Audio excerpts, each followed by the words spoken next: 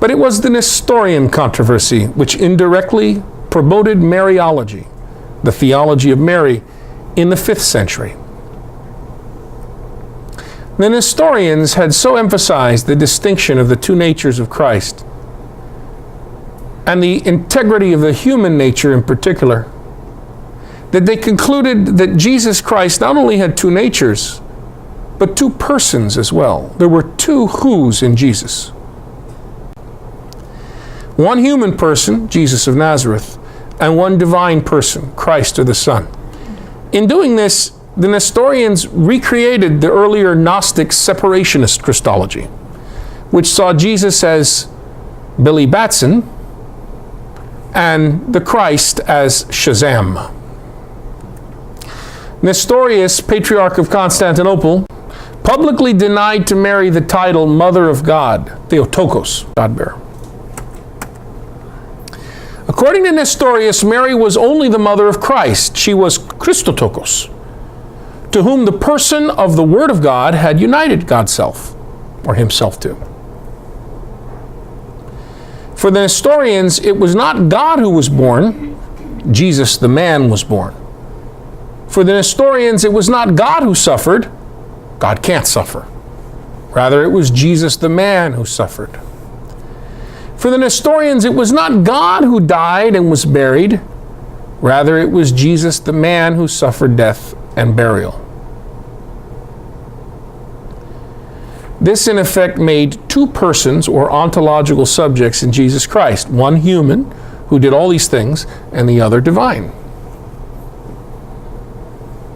You could see how they would arrive at that, right? The third great ecumenical council, the Council of Ephesus in 431 CE, ruled against the Nestorian position and in favor of the term Theotokos, or Dei Para, the God-bearer. This was not about Mariology. This was not like, how dare you insult Mary, and let's go have a council about that. No, Marian devotion at this time is very limited. This was about Christ. It was Christological.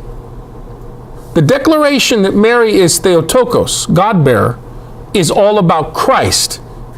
It's to protect his divinity and humanity, to protect his one divine person that was subject to all the actions of the man Jesus, namely, God the Son, or God the Word, who, truly human, suffered, died, and was buried.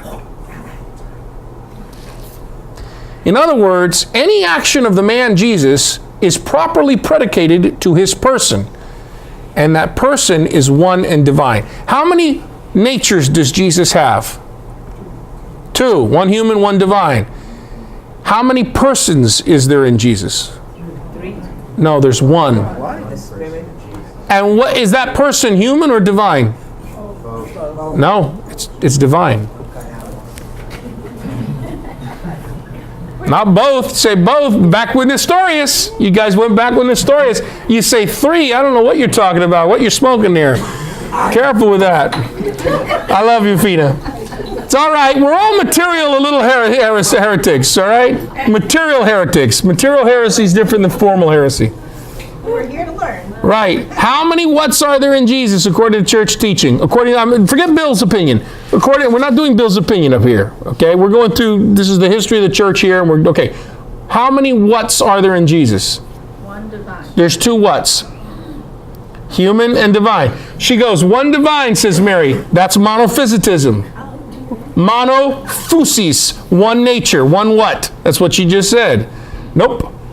Pac-Man, the divinity was not Pac-Man. It did not absorb the humanity. There's two whats. By way of his hypostasis, his person.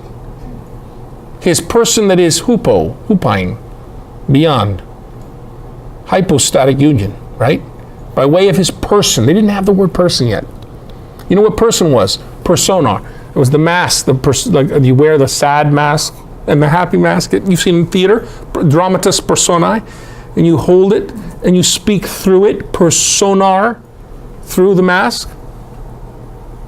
Okay, so they didn't have that understanding of person yet, but that's where it comes from these debates. Anyway, any action that is properly predicated, any action of the man Jesus is properly predicated on the divine person, the Son of God. This is without a doubt the greatest declaration given by the church about Mary ever, and states who she is and her highest honor. Everything else we declare about Mary falls underneath this header. She is Theotokos. Theotokos is the highest thing we can call Mary. She is the God-bearer. She is the mother of God. In her, yes, we find our salvation. One must remember, and this will abide us in understanding Marian teaching and devotion in the months to come, in these formation meetings, that the declaration at Ephesus was not a Marian definition. It was a Christological definition. It was not generated from pious sentimentality or some kind of deep down feelings of upset akin to what is felt by most modern Catholics and Eastern Orthodox whenever a Protestant brother or sister, a fundamentalist, decides to bash praying to Mary, and then the Catholic or Eastern Orthodox goes, "Oh, Mary's the best." No, it's not like that. That isn't what generated the teaching at Ephesus. What generating the teaching at Ephesus is to defend proper Christology.